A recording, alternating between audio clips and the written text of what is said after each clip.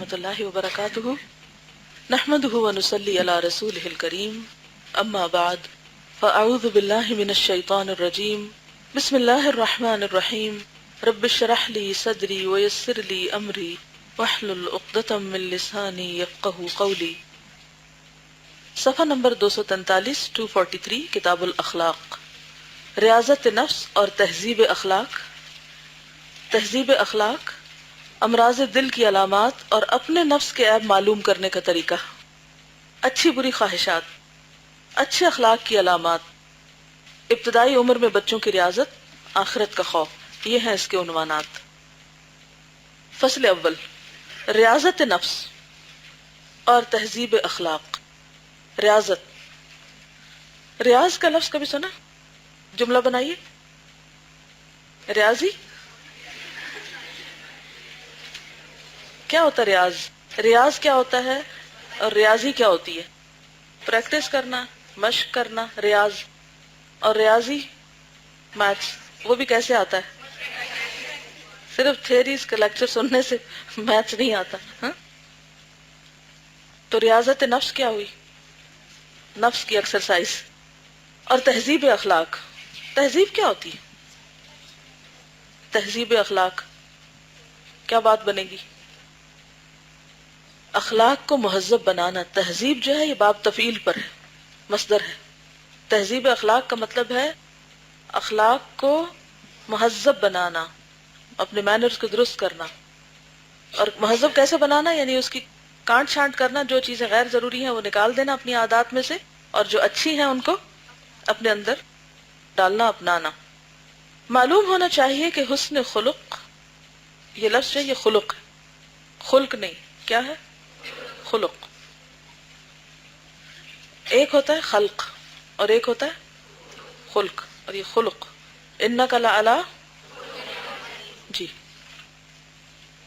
حسن خلق، خلق بھی کہہ سکتے ہیں، لیکن یہ کہ خلق اخلاق کی جمع ہے ایک طرح سے۔ انبیاء اور صدیقین کی صفت ہے، یہ صفت نہیں۔ کیا ہے؟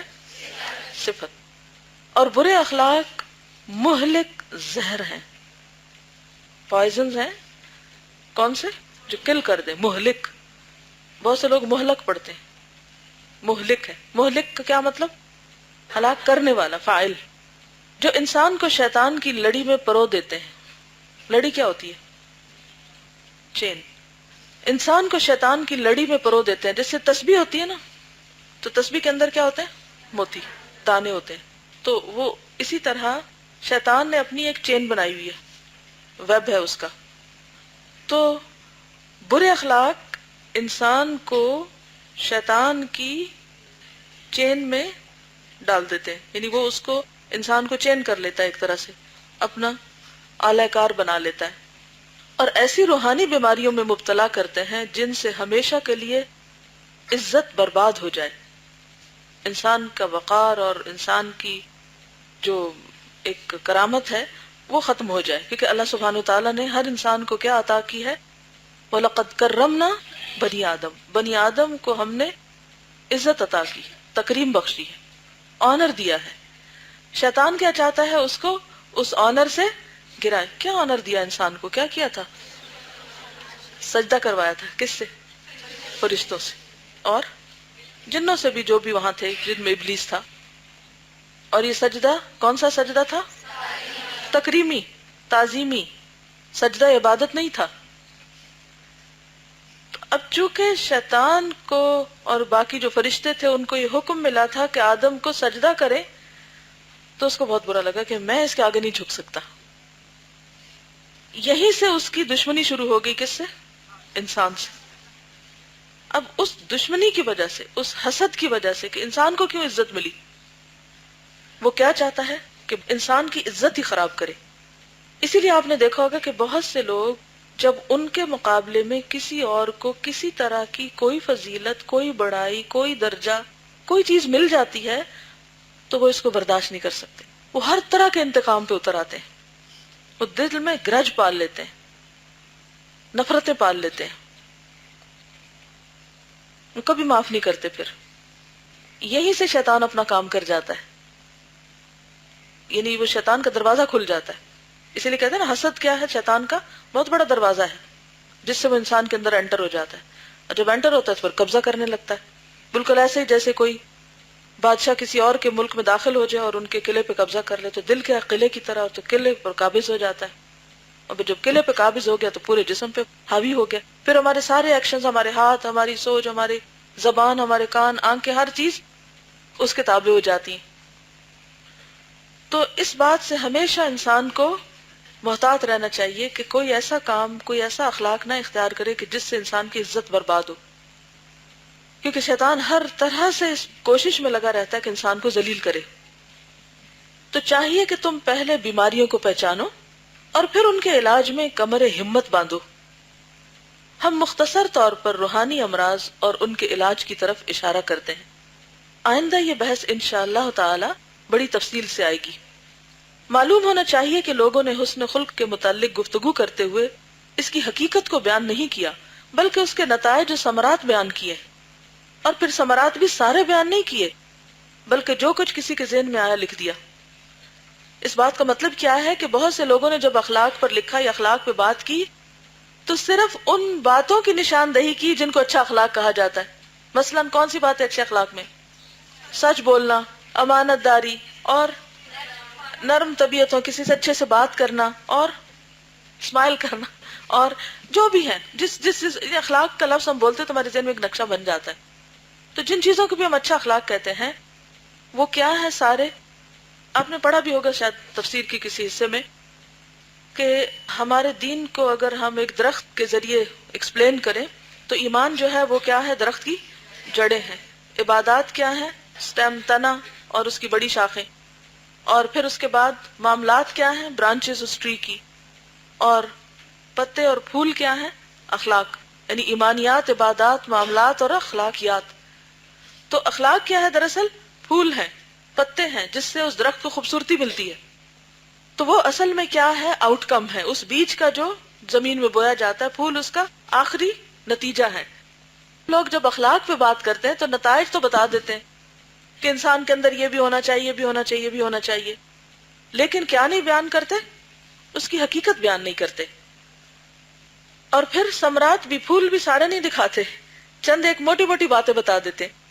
اگر آپ کسی سے بھی، چلیے آج گھر جا کے کسی نہ کسی سے پوچھئے اچھا اخلاق کیا ہوتا ہے، تو دیکھیے وہ کیا بتاتے ہیں آپ کو. پوچھیں گے؟ لکھ لیجئے، کہیں ہاتھ پہ ہی لکھ لیجئے کہ آپ کو یاد رہے کہ یہ میرا ہوم ورک ہے، کیونکہ کاپی میں لکھا تو بند کر کے گیا. ہاتھ پہ لکھنے میں کوئی برائی نہیں ہے، ہاں اگر نقل کے لیے نہ لکھے. امتحان میں ہاتھ پہ لکھ کے لے جانا بہت بڑی برائی ہے، ادروائز لکھنے میں کوئی حرج نہیں. یاد دہانی کے لیے آپ لکھ سکتے ہیں. امام شافعی کے بارے میں آتا ہے کہ ایک مجلس میں وہ حدیث سننے کے لیے گئے تو ان کے پاس کاغذ قلم تھا ہی نہیں. ہم تو اسٹیشنری کی دکان پہ جاتے ہیں تو وہیں 10-15 منٹ ضائع کر دیتے ہیں، قلم لیں کون سا. پھر اچھا یہ بھی ٹرائی کر لیتے، وہ بھی کر لیتے ہیں، پھر جنگ کٹھا کر کے لے آتے ہیں، پھر وہ پڑے رہتے، پھر سوکھ جاتے، اور پھر بھی لکھتے نہیں ہیں. استعمال کم ہے، خریداری زیادہ ہے.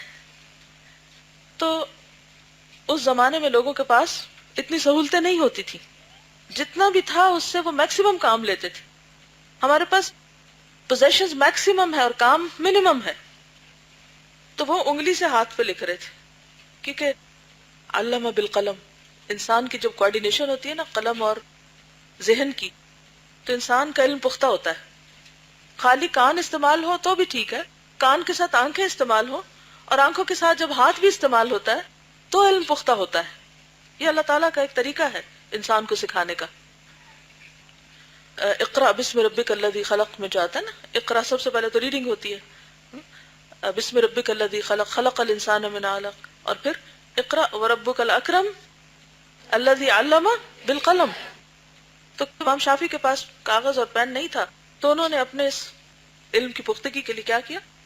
ہاتھ کی ہتھیلی کو عربی میں صفحہ کہتے ہیں، صفحہ. اسی سے صفحہ جس کو ہم صفحہ بولتے ہیں وہ بھی کیا ہے؟ دراصل پام. اور پھر پام ٹریز کے جو پتے ہوتے تھے بڑے بڑے ہوتے تھے تو لوگ ان پر بھی لکھا کرتے تھے.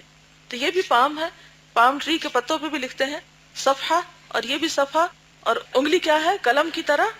تو وہ اس سے لکھ رہے تھے، تو کسی نے سمجھا کھیل رہے ہیں، تو انہوں نے شکایت کر دی استاد کو. تو استاد نے جب پوچھا تو سب کچھ سنا دیا، کیونکہ وہ پوری توجہ کے ساتھ سن رہے تھے، کھیل نہیں رہے تھے. اینی ویز، تو بات یہ ہے کہ بعض اوقات انسان صرف کیا دیکھتا ہے؟ اوپر کے پھول دیکھتا ہے، لیکن یہ نہیں دیکھتا کہ بیج کیا ہے، ماحول کیا ہے، اس کے اسباب اور اثرات کیا ہیں۔ تو یہ لکھتا ہے کہ جو کچھ لوگوں کے ذہن میں آیا اس نے وہ لکھ دیا، حق نہیں ادا کیا۔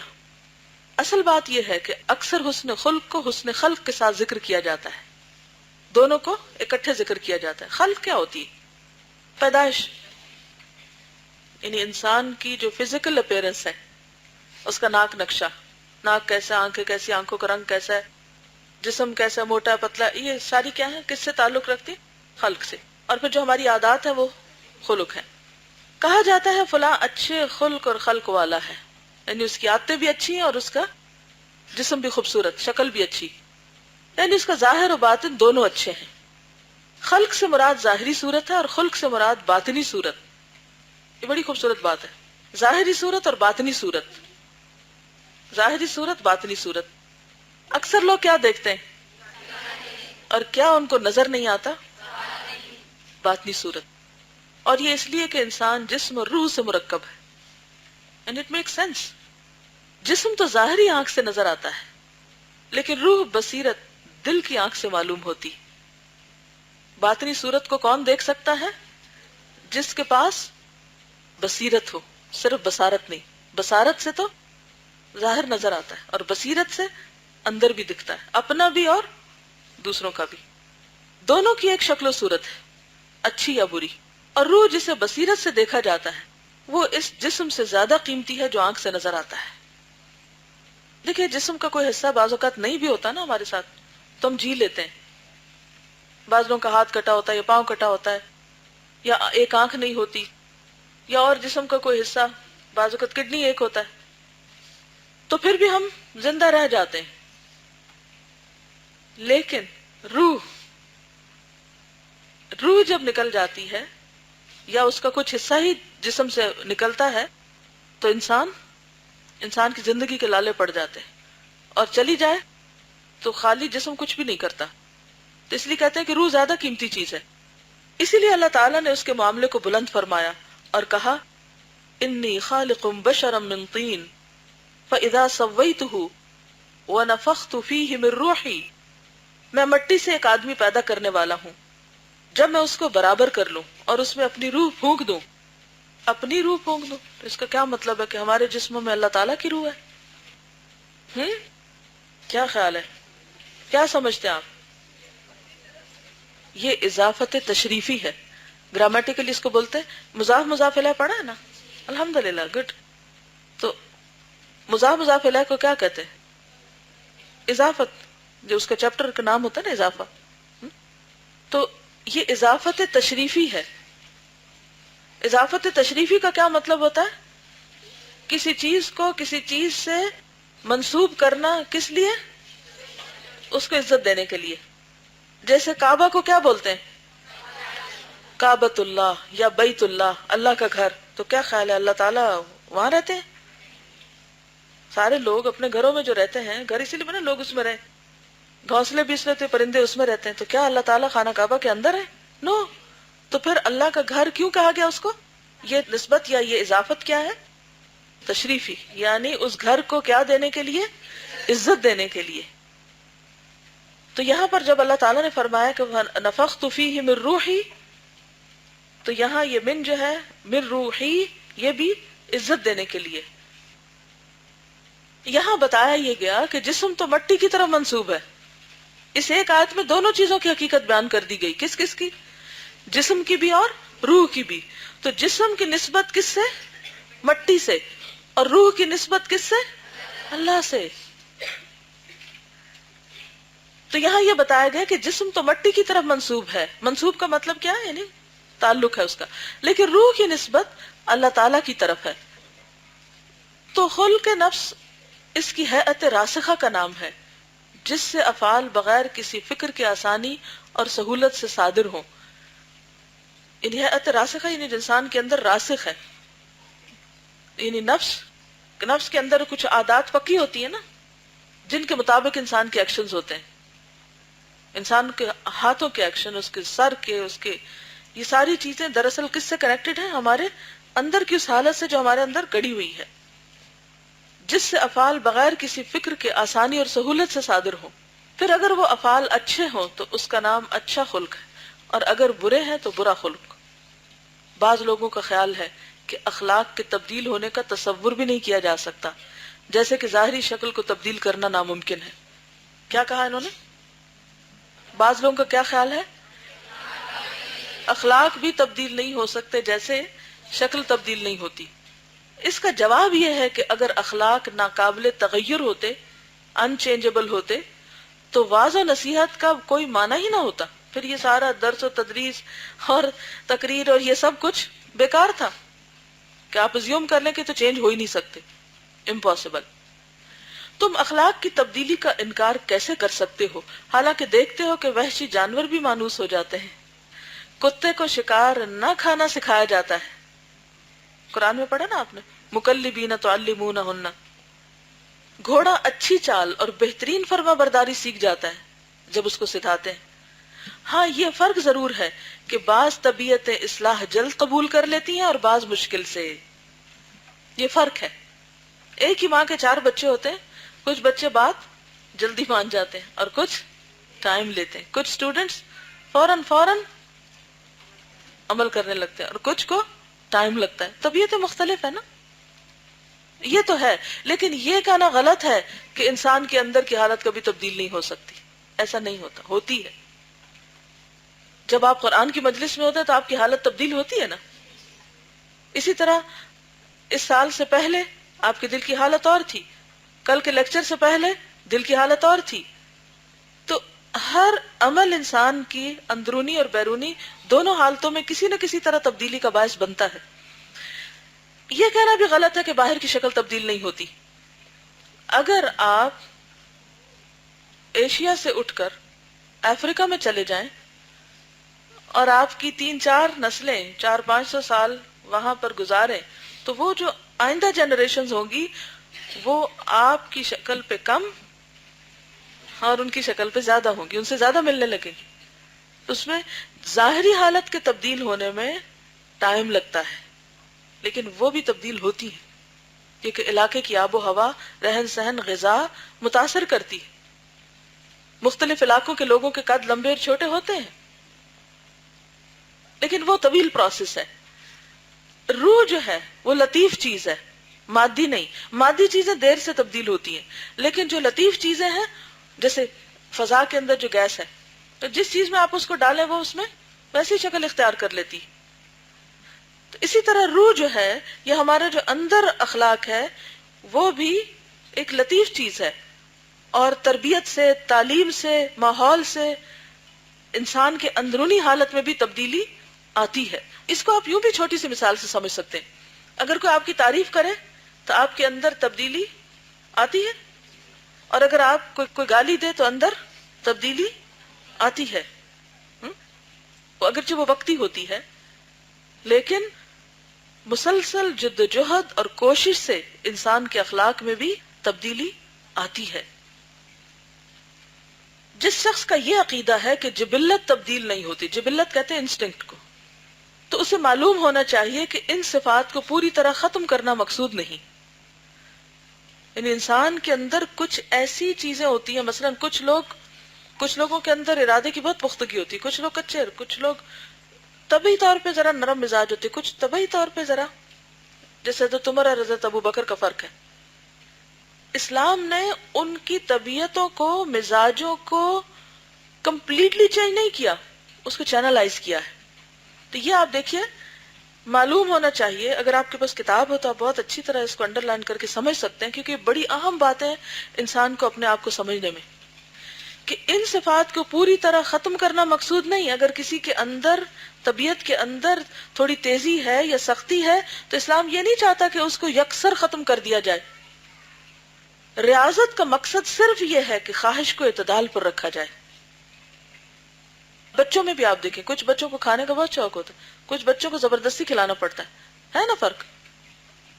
کسی کے اندر کھانے کی حرص کم ہوتی ہے، کسی کے اندر کھانے کی زیادہ ہوتی ہے، سونے کی بہت ہوتی ہے، کسی کے اندر سونے کا اتنا شوق نہیں ہوتا، کھیلنے کا بڑا شوق ہوتا ہے، کچھ نہ کوئی کھیل بالکل اچھا نہیں لگتا، پڑھنا بہت اچھا لگتا ہے. تو کچھ قدرتی طبعی عادات بھی ہوتی ہیں انسانوں کے اندر، اور وہ آپ بالکل چھوٹے بچوں کے اندر وہ فرق دیکھ سکتے ہیں. ایک ہی ماں کی اولاد ہوتے ہوئے بھی بچوں کی عادتوں میں شروع سے ہی فرق ہوتا ہے. تو اللہ نے انسانوں کو بنایا مختلف ہے، اور ہر ایک کا امتحان مختلف رکھا ہے. کسی کے اندر کوئی چیز زیادہ رکھ کے اس کا امتحان لیا، کسی کے اندر کم کر کے امتحان لیا، تاکہ پھر ہم سب ایک ایفرٹ میں رہیں. جن کے اندر کوئی چیز زیادہ ہے تو انہیں محنت کر کے کم کرنا ہے، اس کو اعتدال میں لانا ہے. اور کسی کے اندر اگر وہ چیز کم ہے تو اسے محنت کر کے ایک خاص سٹینڈرڈ تک لانا ہے. تو محنت دونوں کو ہی کرنی پڑے گی. پرفیکٹ کوئی انسان پیدا نہیں ہوتا، اور نہ پرفیکشن ہم سے مطلوب ہے، کیونکہ اگر کوئی پرفیکٹ ہو جائے تو خدا بن جائے. پرفیکشن صرف اللہ کے لیے، کمال صرف اللہ کے لیے. تو بہرحال محنت اور جد و جہد اور اس ایکسرسائز کا اصل مقصد کیا ہے؟ اعتدال. اعتدال کیا ہوتا ہے؟ ماڈریشن. کہ جو افراط و تفریط، یعنی دو اینڈ، یعنی افراط کا مطلب زیادہ اور تفریط کا مطلب کم ہونا، کے درمیان ہے. پوری طرح ختم کرنا کوئی اچھا مقصد بھی نہیں، کیونکہ شہوت خواہش کو بھی جبلت میں ضروری فائدے کے لیے پیدا کیا گیا ہے. اگر کھانے کی خواہش ختم ہو جائے تو انسان ہلاک ہو جائے، یا جماع کی خواہش ختم ہو تو نسل منقطع ہو جائے. اسی طرح اگر غضب پوری طرح ختم ہو جائے تو انسان مہلک چیزوں سے اپنی مدافعت نہ کر سکے، ڈیفینڈ ہی نہ کرے اپنے آپ کو. اللہ تعالیٰ نے فرمایا اشداء علی الکفار، کافروں پر سخت گیر، اور سختی غضب ہی سے پیدا ہوتی ہے. اگر غضب ختم ہو جائے تو کفار سے جہاد ناممکن ہو جائے. اللہ تعالیٰ نے فرمایا والکاظمین الغیظ، غصے کو پی جانے والے. یہ نہیں کہا کہ غصے کو ختم کر دینے والے. ٹھیک ہے. بہت سے لوگ کہتے، اکثر کہتے اصل بات یہ کہ مجھے غصہ بہت ہے، کیا کروں، غصہ بہت ہے، مجھے بہت غصہ آتا ہے. یہ جملہ بہت کامنلی سنا ہوا نا، مجھے بہت غصہ آتا ہے، یہ فلاں کو بڑا غصہ، فلاں غصے میں بہت تیز، اس کو بہت غصہ آتا ہے. تو کیا مطلب ہے کہ غصے کو ختم کر دیا جائے؟ نہیں، غصے کو ختم نہیں کرنا. غصے کو کیا کرنا ہے؟ اعتدال میں لانا ہے، کہ جہاں اس کی ضرورت ہو وہاں پر بس کیا جائے، اور جہاں کیا بھی جائے تو وہاں بھی اتنا کیا جائے جتنا وہاں کرنا ضروری ہے. تو غصہ پینے کا کیا مطلب ہے؟ کہ اس کو یعنی دبایا جائے، پھر روکا جائے. اسی طرح کھانے کی خواہش میں بھی اعتدال مطلوب ہے، کہ نہ زیادہ کھاؤ اور نہ بہت کم. اللہ تعالیٰ نے فرمایا کلو واشربو، کھاؤ اور پیو، لیکن ولا تسرفو، زیادتی نہ کرو، اسراف نہ کرو، بہت زیادہ نہ کھاؤ، کھانے کی فکر میں نہ لگے رہو. اب مثال کے طور پر آپ دیکھیں، ایک وقت میں ایک سالن کافی ہوتا ہے یا نہیں ہوتا؟ چلے بعض اوقات گھر میں مختلف لوگ ہوتے ہیں، وہ سب ایک نہیں کھا سکتے، کوئی بیمار ہوتا ہے یا کسی کو سوٹ نہیں کرتا یا کوئی اور وجہ ہوتی ہے، تو اس میں عموماً کیا کیا جاتا ہے کہ ایک سے دو چیز بنا لی جاتی ہے. لیکن اگر انسان یہ کرنے لگے کہ ایک وقت میں سارے میٹ ٹیبل پہ اکٹھے کر دے، چکن بھی ہو، مٹن بھی ہو، فش بھی ہو، اور وہ سارے اکٹھے کر کے کھانے لگے، تو کیا ہوگا؟ اعتدال ہوگا، اسراف ہوگا؟ اسراف ہوگا. صحت کے اعتبار سے بھی درست نہیں، کیونکہ ہمارا معدہ بھی ہمارے دماغ کی طرح کنفیوز ہو جاتا ہے کہ یہ کیا اتنا کچھ اکٹھا ہو گیا ہے، اس کو کہاں کہاں ٹھکانے لگاؤں. اب اس کا نقصان کیا ہوتا ہے کہ جب بہت ساری چیزیں انسان کے سامنے آتی ہیں تو انسان کو اپنی خواہش پہ کنٹرول بھی نہیں ہوتا. انسان کہتا اچھا چکھ تو لوں، دیکھو تو کیسا بنا ہے. اب وہ چکھتے چکھتے چکھتے کیا ہوتا ہے؟ طبیعت بوجھل ہو جاتی، اور جب بوجھل ہو جاتی تو پھر ضروری کام متاثر ہوتے نہیں، بہت تھوڑے ہوتے ہیں، ضرور ہوتے ہیں. تو اس لیے کھاؤ پیو لیکن اسراف نہ کرو، کیونکہ بہت سی چیزیں ہم صرف کس لیے کھاتے ہیں؟ ٹیسٹ کے لیے. ضرورت نہیں ہوتی ہمیں، ٹیسٹ کے لیے کھاتے ہیں. اب اس کا نقصان کیا ہوتا ہے کہ پھر معدے سے ہی ساری بیماریاں شروع ہوتی ہیں، اور جب ہم بیمار لانے لگتے ہیں تو پھر کوئی کام نہیں ہو پاتا. تو فاقہ کشی کے لیے نہیں کہا گیا. رمضان میں بھی آپ دیکھیں کہ سحری میں بھی کھانا پسندیدہ ہے بنسبت نہ کھانے کے، چاہے دل نہ بھی چاہے پھر بھی کھانا اچھا ہے، تھوڑا بہت انسان کھا لے. اسی طرح افطار کے وقت بھی کیا کہا گیا کہ جلد افطار کرو، ٹائم ہو جائے تو پھر ڈیلے نہ کرو. تو اسلام اصل میں کھانے کا دشمن نہیں ہے، یہ نہیں چاہتا کہ ہمیں کھانے سے محروم کر دے، لیکن کیا چاہتا ہے کہ ہم اعتدال میں رہیں. شیخ مرید میں غضب اور شہوت کی طرف میلان دیکھے تو بہتر ہے کہ مطلق طور پر ان کی مذمت میں مبالغہ کرے. شیخ سے مراد یہاں کون ہے؟ استاد مثلا. اور مرید، مرید کا لفظی معنی ہوتا ہے چاہنے والا، ارادہ کرنے والا، یعنی جو شخص اپنی اصلاح کا ارادہ کرے، کچھ سیکھنا چاہے، کیونکہ اس کے بغیر تو پڑھانے کا فائدہ بھی کوئی نہیں ہوتا. اگر آپ یہاں پر صرف اپنی انفارمیشن میں اضافے کے لیے بیٹھے ہوئے ہیں تو کوئی فائدہ نہیں زیادہ ہوگا، لیکن اگر آپ کا ارادہ ہے کہ میں کچھ سیکھوں اور میں اپنی اصلاح کر سکوں تو انشاءاللہ جتنا آپ کا ارادہ ہوگا اس درجے میں آپ کی اصلاح ہو جائے گی. تو یہ کہتے ہیں کہ ویسے تو ٹھیک ہے کہ ہر چیز اپنے اس پر رہے، لیکن اگر وہ دیکھیں کہ طالب علم کے اندر یا مرید کے اندر ان چیزوں کی حرص زیادہ ہے، اور دو چیزوں میں انہوں نے بات کی، غضب اور شہوت کی طرف میلان دیکھے، تو بہتر ہے کہ مطلق طور پر ان کی مذمت میں مبالغہ کریں، زیادہ مبالغہ کر کے ان چیزوں کی شدت اور برائی بتا کے ان سے روکنے کی کوشش کرے. کیونکہ جب وہ شدید ترین طریقے پر کنڈم کرے گا تو پھر کیا ہوگا کہ وہ پھر بھی اس کو ٹائم لگے گا ان چیزوں کو کلی طور پر چھوڑنے میں، تاکہ اسے درمیان میں لایا جا سکے. اور ریاضت کا مقصد بھی اعتدال پر لانا ہوتا ہے. دلیل یہ ہے کہ سخاوت ایسا خلق ہے جو شرعاً مطلوب ہے، اور وہ فضول خرچی اور تنگی کے درمیان ہے. سخاوت کیا ہوتا ہے؟ کس کو مطلب نہیں آتا سخاوت کا؟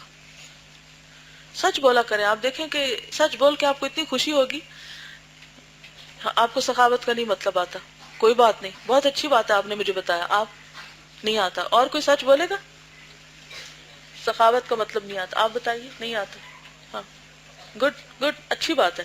اب آپ دیکھیں نا، میں ساری بات کر جاؤں اور آپ کو پتہ ہی نہ سخاوت کیا ہے، تو پھر آپ نے کیا سیکھا؟ عمل تو نہیں کر سکتے کچھ. تو کوئی بتائے گا سخاوت کیا ہے؟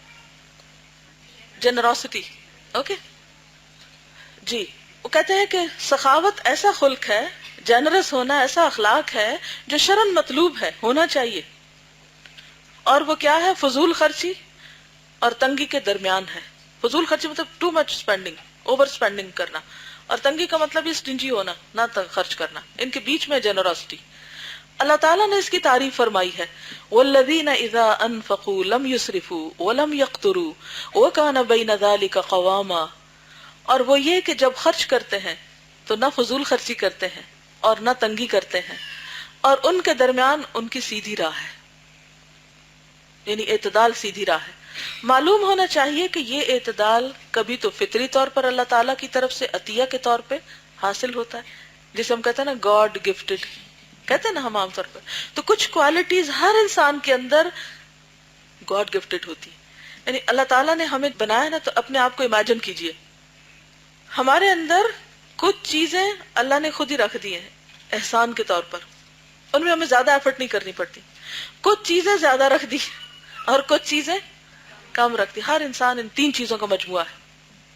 اب آپ اپنے آپ کو انالائز کریں، کون سی اچھی عادات اللہ نے آپ کے اندر رکھ دی کہ جو آپ کو زیادہ ایفرٹ نہیں کرنی پڑتی، اور آپ دوسروں سے سنتے ہیں کہ وہ کہتے ہیں کہ ہم تو کھپ گئے، مشکل میں پڑ گئے اپنی ان چیزوں کی اصلاح کرتے کرتے. تو اس وقت آپ شکر کرتے ہیں کہ مجھے تو کبھی یہ پرابلم ہوئی نہیں، میرے لیے تو یہ بات مسئلہ ہی نہیں جس میں دوسرا ایک مشکل میں پڑا ہوا ہے.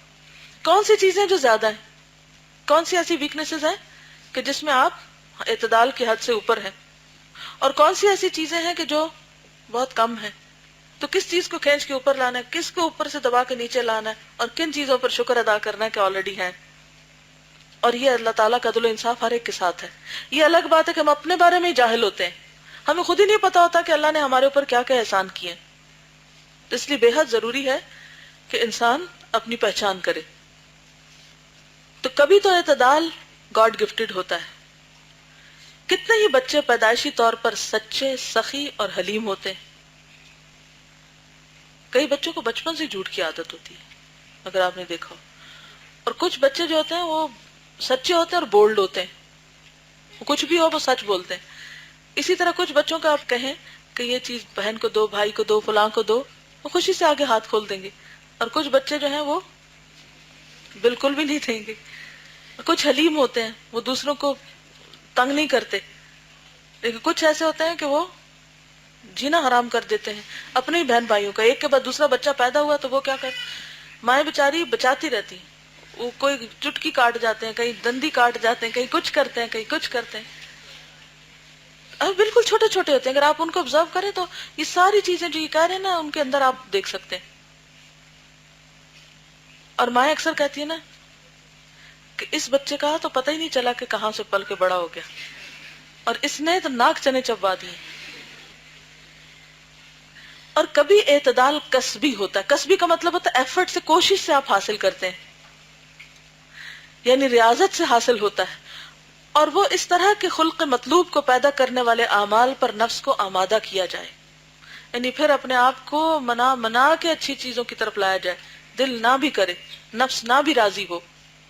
جو آدمی سخاوت کا خلق حاصل کرنا چاہے وہ تکلف سے سخیوں کی طرح خرچ کرے تاکہ یہ اس کی طبیعت بن جائے، یعنی کوشش کر کے، یعنی اگر آپ جنرس بننا چاہتے تو کوشش کر کے دے. جیسے انہوں نے، اللہ ان کو جزائے خیر دے، بہت ہی اچھی مثال دی کہ مجھے کھانے کی بہت حرص ہے تو میں نے سوچا کہ میں کیا کروں گی، پہلے دوسروں کو آفر کروں گی. تو اب یہ ان کی کیا ہے، ریاضت، یہ کوشش ہے، ان کا نفس نہیں مانے گا. شدید بھوک لگی ہو تو انسان کیا چاہتا ہے، جلدی سے اپنے ڈونگے میں ڈالے اور کھا لے. اب اندر سے دل گھٹا جا رہا ہے بھوک سے، اور آپ ڈونگا کسی کے آگے کیے ہوئے کہ ڈال لیں، اور وہ بھی چمچ پھیر پھیر کے اوپر نیچے الٹ پلٹ کر رہے، اور آپ کو اور غصہ آ رہا ہے کہ مجھے بھوک لگی اور یہ کھیل رہا ہے کھانے کے ساتھ، اس کو کچھ پسند ہی نہیں آ رہا. یہ کیا مشکل ہے، کچھ بھی کھا لے انسان. تو بات یہ ہے کہ انسان علاج کس میں ہے، نفس کے خلاف جانے میں. ریاضت کیسے کریں گے آپ، کہ جس چیز کی آپ کو شدید خواہش ہے آپ اس چیز کا موقع ہوتے ہوئے بھی خود کو روکے، چاہے کتنی مشکل ہو. جیسے کڑوی دوا ہوتی ہے، یا آپ کی آنکھوں میں کوئی ایسی چیز ڈل جائے جیسے مرچ پڑ جاتی ہے کچھ اور، تو پھر کیا ہوتا ہے، آنکھیں صاف ہو جاتی. پیاز کاٹنے سے کیا ہوتا ہے، کڑوے تو لگتے ہیں لیکن میں کبھی سوچتی ہوں کہ ہمارے بزرگوں کی، یعنی بوڑھے بھی ہو جاتے تھے 100 سال کے بھی اور ان کی آنکھیں کام کرتی تھی، ہماری کیوں نہیں؟ کبھی سوچا؟ وہ پیاز خود کاٹتے تھے تو روز آنکھیں صاف ہوتی تو موتیا کہاں سے بنے، کوئی لیر نہیں آتی تھی پھر اوپر. تو اسی طرح کھانا کہاں پکتا تھا، آگ پہ، اور آگ جلتی ہے تو پھر کیا ہوتا ہے، دھواں اٹھتا ہے، تو دھواں اٹھتا ہے تو پھر کیا ہوتا ہے، آنکھوں میں پڑتا ہے تو پھر کیا ہوتا ہے، آنکھیں صاف ہو جاتی. اور دھواں ڈس انفیکٹنٹ بھی ہوتا ہے، جرمز ختم ہو جاتے ہیں. اب تو لوگ بخور کرتے ہیں نا، وہ گھر میں دھونی جلاتے ہیں تو پھر اس سے جرمز جاتے ہیں. تو پہلے تو روز دھونی جلتی تھی تو صفائیاں خود ہی ہو جاتی تھی. تو ہمارے یہ جو لائف سٹائل چینج ہوا ہے نا، اس سے ہماری بہت سی ہیبٹس اور بہت سی جسمانی بیماریاں اور بہت سی اور چیزیں ساتھ شامل ہو گئی. جتنی آسانیاں ہوگی اتنی زندگی دوبھر ہو گئی، مشکل ہو گئی ہے. تو یہ علاج آپ کریں گے. جو سخی بننا چاہے تو وہ کیا کرے، دیکھے کہ کون کون سخی ہے، کہ وہ کیسے خرچ کرتے ہیں، ان کی طرح خرچ کرے. اسی طرح جو آدمی اپنے اندر تواضع یعنی ہمبلنس کی صفت پیدا کرنا چاہے تو وہ تواضع والوں کے کام تکلف سے بھی کرے. مثلا کون سا کام ہے تواضع والا، کس کام کے کرنے سے تواضع آتی ہے؟ تواضع یعنی انسان ہمبل ہوتا ہے اور عاجزی آتی ہے انسان کے اندر. دوسروں کی مدد کرنا، مثلا کوئی ایک کام بتائیے. پانی پلا دینا. اب آپ کیا سوچتے ہیں، خود نہیں پی سکتے، اور خاص طور پر ایسی جگہ پر جہاں پر لوگوں کو پیاس بہت لگتی ہے. مثلا اگر اللہ تعالیٰ آپ کو عمرے پر لے جائے، حج پر لے جائے، تو ایک کام آپ کیا کریں کہ وہاں زمزم کے کولر پڑے ہوتے ہیں. یہ نہ کریں کہ دوسروں کو دھکا دے کے تو اپنے لیے پانی لیں، بلکہ خود پیاس لگی بھی ہو تو کوشش کریں کہ ایک آدھ تو مجھے ضرور ہر دفعہ کسی کو پلانا ہے. آپ یہ بھی کر سکتے کہ ڈال کے جو آپ کے پیچھے لائن میں کھڑا اس کو آپ دے دیں. تو اس سے کیا ہوگا، آپ کے اندر عاجزی آئے گی. اور کیا ہو سکتا ہے، سلام میں پہل کرنا، چھوٹے کو عزت دینا، بچوں سے پیار کرنا. ان کی بات غور سے سننا، کسی کے لیے جگہ چھوڑ دینا، جھاڑو لگانا، ہاسٹل میں تو واش روم صاف کرنے کی ڈیوٹی خوشی سے قبول کرنا، غلطی ہو جائے تو معافی مانگ لینا، غلطی کا اعتراف کر لینا کہ اللہ میں قصوروار ہوں۔ اگر ہم بندوں کے سامنے بھی نہیں کرتے نا تو اللہ کے سامنے بھی نہیں کرتے بعض اوقات پہ۔ وہ کہتی ہیں کہ جب مجھے لگتا تھا میرے اندر تکبر آتا وہ کموڈ دھوتی تھی۔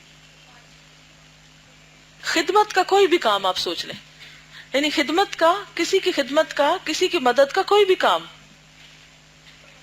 دوسروں کی دلجوئی کرنا، جوتے اٹھانا، جوتے سیدھے کر کے رکھ دینا، کوئی غلطی کرے تو اس پہ ہنسنا نہیں، کسی کو کوئی تکلیف ہو تو خوش نہیں ہونا بلکہ دوسرے کے لیے تکلیف محسوس کرنا، حق سے زیادہ دوسرے کو دینا، مریض کی عادت کرنا۔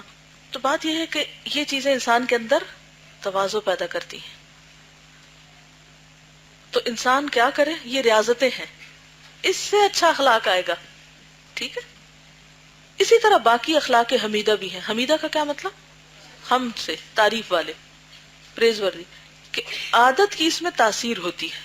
جیسے کوئی آدمی اگر کاتب بننا چاہے، کاتب نہیں، اسکرائب، کاتب اسکرائب کے معنی میں، تو وہ کتابت کے کام میں مشغول رہے گا، یعنی لکھتا ہی رہے گا، لکھتے لکھتے لکھنا آتا ہے۔ تو ریاضت کیا ہے؟ یعنی بچے جب لکھنا شروع کرتے ہیں تو ان کو کیا کرتے ہیں، مثلاً ABC سکھاتے ہیں تو پورا صفحہ کہتے ہیں لکھو، ایک ہی لفظ بار بار بار بار بار بار۔ تو یہ کہتے ہیں کہ جیسے کاتب لکھنا چاہے تو اس کو لکھتے رہنا ہوگا، یا فقیہ بننا چاہے تو فقہا کے فعل تکرار میں مشغول رہے گا، بحث مباحثے میں، یہاں تک کہ اس کے دل پر فقہ کی صفت منقش ہو جائے۔ ہاں یہ ضرور ہے کہ اس کی تاثیر ایک دو دن میں پیدا ہونے کی توقع نہ رکھے، ہمیشہ کرتا رہے گا تو اس کی تاثیر ہوگی، جیسا کہ بچے کی نشو و نما میں پورا قد 2-3 دن میں نہیں ہو جاتا اور ہمیشگی میں بڑی تاثیر ہے۔ حدیث میں آتا ہے احب الاعمال الی اللہ ادومها وان قل، اللہ کے نزدیک پسندیدہ ترین عمل کون سا ہے؟ جو مسلسل کیا جائے، خواہ وہ چھوٹا سا ہی کیوں نہ ہو۔ مثلا جو لوگ حافظ ہیں تو اس میں کیا کرنا ہوتا ہے؟ ایک دفعہ حفظ کر لیا، حافظ کہلا لیے، سرٹیفکیٹ مل گیا، بس کیا کرتے ہیں؟ پریکٹس کرتے ہیں۔ اب آپ کہ نہیں میں نے اب کورس شروع کر لیا، میں ترجمہ پڑھ رہی ہوں نا، ابھی نہیں میں ریویژن کر سکتی، پھر کروں گی، نہیں، روزانہ کریں تو کبھی بھی بھولے گا نہیں۔ لیکن اگر آپ کہیں گے نا یہ کام سے فارغ ہو جاؤں، اس کام سے فارغ ہو جاؤں، پھر میں ذرا پکا کر لوں گی، کچا ہو گیا تو دوبارہ پکا کر لوں گی، نہیں، آپ چھوڑیں کیوں؟ ہر روز کچھ نہ کچھ وقت نکالیں کہ وہ آپ دہراتے رہیں اور وہ آپ کو پکا رہے۔ تو کوئی بھی چیز اسی طرح ہوتی۔ اس نقطہ نظر سے تھوڑی سی عبادت کو بھی حقیر نہ سمجھنا چاہیے، بشرطے کہ اس پر مداومت یعنی ہمیشگی کی جائے۔ اسی طرح تھوڑے سے گناہ کو بھی حقیر نہ سمجھنا چاہیے، جیسے فضائل کی باتوں پر ہمیشہ عمل کرنا نفس میں تاثیر پیدا کرتا ہے اور طبیعت کو تبدیل کر دیتا ہے، اسی طرح کام نہ کرنے سے سستی کی عادت ہو جاتی ہے اور آدمی اس کے سبب سے ہر بھلائی سے محروم ہو جاتا ہے۔ یہ جو سستی کی بات ہے نا، یہ بہت ڈینجرس، بہت ڈینجرس، بہت خطرناک۔ کیسے کرتے ہیں ہم سستی؟ مثلا کیا کرتے ہیں؟ کیا ہوتی ہے سستی؟ ہاں نماز کا وقت ہو گیا، اچھا ابھی پڑھتے ہیں، اچھا ابھی پڑھتے ہیں نا تھوڑی دیر تک، ابھی ہے ٹائم، کھڑکی دیکھ لی، اچھا دھوپ ہے، ہاں ہے، ٹائم دیکھ لیا، ہاں ابھی ہے، ابھی ہے، ابھی اٹھتے ہیں۔ آپ تجربہ کر کے دیکھ لیجیے، اذان ہوتے ہی اٹھ جائیں تو وقت میں کتنی برکت ہوتی ہے، اور تاخیر کر کے پڑھیں تو کتنی بے برکتی ہوتی ہے۔ نماز کی کوالٹی بھی فرق پڑتا ہے۔ دیر سے اٹھیں تو سب سے پہلے مسواک رہ جاتا ہے، جو سب سے شروع میں صبح کرنا چاہیے وہ رہ گیا۔ مسواک کرنے اور نہ کرنے میں بہت بڑا فرق ہوتا ہے، ایک دم طبیعت فریش ہو جاتی۔ پھر اس کے بعد یہ ہے کہ جلدی جلدی آپ سنت پڑھتے ہیں اور چھوٹی چھوٹی صورتوں سے فرض پڑھ کے بات ختم، اور اس میں اللہ کا ذکر کم ہی ہوتا ہے۔ اسٹوڈینٹس انتظار کرتے رہتے ہیں ویکینڈ آئے گا تو پھر اسائنمنٹ کر لوں گی، اور پھر کیا ہوتا ہے آہستہ آہستہ آپ سلیک آف ہوتے ہوتے ہوتے ہوتے وہ نیچے جا کرتے ہیں۔ بعض اوقات پھر آپ کہتے ہیں اچھا اب نہیں ہو، ری ٹیسٹ میں کر لیں گے، کورس کے بعد کر لیں گے۔ ہوتا کچھ نہیں ہو سکتا پھر. اسی طرح آپ سوچتے اچھا میں کوئی اللہ کے راستے میں کچھ کروں, کوئی صدقہ خیرات کروں یا وٹ ایور, کوئی بھی نیکی کا کام, اچھا آپ نہیں کرتے, چھوڑ دیتے, اچھا کل کریں, پھر کر لیں گے, پھر کیا ہوتا ہے, نیت بدل جاتی ہے, پھر آپ کو اور باتیں یاد آنے لگتی. تو یہ شیطان کا بہت بڑا حربہ ہے کہ جو اچھا کام آپ کرنا چاہیں وہ وقت پہ نہ کریں اور اس میں سستی کریں. کیونکہ کل بھی بات ہوئی تھی نا کہ شیطان یکا آپ سے کچھ نہیں کراتا, کوئی بہت بڑا گناہ ایک دم سے نہیں کرواتا. کیسے کراتا ہے؟ تھوڑے تھوڑے تھوڑے کر کے رستہ بناتا جاتا حتیٰ کہ آپ کو پھسلا دیتا ہے, پھر دھکا لگاتا ہے. تو اسی طرح اگر ہم نیکی کے کام میں دیر کریں گے تو پھر بہت سے کاموں سے محروم رہ جائیں گے. تو جو کرنا ہے کرنا ہے, لیکن اس کے لیے اللہ تعالیٰ سے خاص دعا بھی کریں. آپ نے دیکھا ہوگا کچھ لوگوں کو کلاس میں دیر سے آنے کی عادت ہوتی ہے, اور ہیبچول لوگ وہی لیٹ ہوتے ہیں ہر دفعہ. ایسا نہیں کہ وہ جلدی آ نہیں سکتے, مشکل کیا ہے, بس عادت ہے, اور احساس نہیں کہ وہ لیٹ ہو کر کتنا کچھ مس کر رہے ہیں, کتنا نقصان کر رہے ہیں. تو ہم سب کو خصوصی طور پہ دعا مانگنی چاہیے, کیونکہ سستی ایسی چیز ہے نا جس کو ہم نہ عیب سمجھتے نہ بیماری سمجھتے ہیں. بعض چیزیں تو بڑی بڑی ہوتی ہیں نا, ہم کو سمجھ آ جاتی ہے نا یہ گناہ ہے, یہ حرام ہے, یہ نہیں کرنا, وہ نہیں کرنا, یہ کیوں کر دیا. لیکن سستی ایسی چیز ہے کہ جس کو ہم کیا سمجھتے ہیں, تو کیا ہوا, کوئی اتنی بڑی بات نہیں, کر تو لیا ہے نا. آپ دیکھیں کہ منافقین کی بھی ایک صفت کیا ہے, نماز میں سستی کرتے ہیں, اور کس چیز میں سستی کرتے ہیں, نیکی کے ہر کام میں پیچھے پیچھے رہتے ہیں. تو قرآن کیا کہتا ہے, فاستبقوا الخیرات ففروا الی اللہ. پھر لکھتے ہیں کہ کبھی نیک لوگوں کی صحبت سے اخلاق حسنہ کا اکتساب کیا جاتا ہے. اچھے لوگوں میں آپ بیٹھے تو ان کی عادتیں خود بخود آپ کے اندر آنے لگیں گی, کیونکہ انسان کی طبیعت چور ہے, بھلائی برائی کو چراتی ہے. بھلائی نیکی کس کو چرا لیتی ہے, برائی کو. تو نیک لوگوں کی مجلس میں بیٹھیں گے تو جو بری عادتیں ہیں وہ چوری ہو جائیں گی, اور وائس ورثہ بھی ہوتا ہے. پھر جب سست لوگوں کی مجلس میں بیٹھیں گے تو کیا ہوگا, بھلائی چوری ہو جائے گی. میں کہتا ہوں اس کی تائید رسول اللہ صلی اللہ علیہ وسلم کے ارشاد سے ہوتی ہے کہ آدمی اپنے دوست کے دین پر ہے. ہر کسی کو دیکھنا چاہیے کہ کس سے دوستی رکھتا ہے, کس سے دوستی رکھتا ہے. جزاکم اللہ خیرا. سبحانک اللہم و بحمدک نشہد ان لا الہ الا انت نستغفرک و نتوب الیک. السلام علیکم و رحمۃ اللہ وبرکاتہ.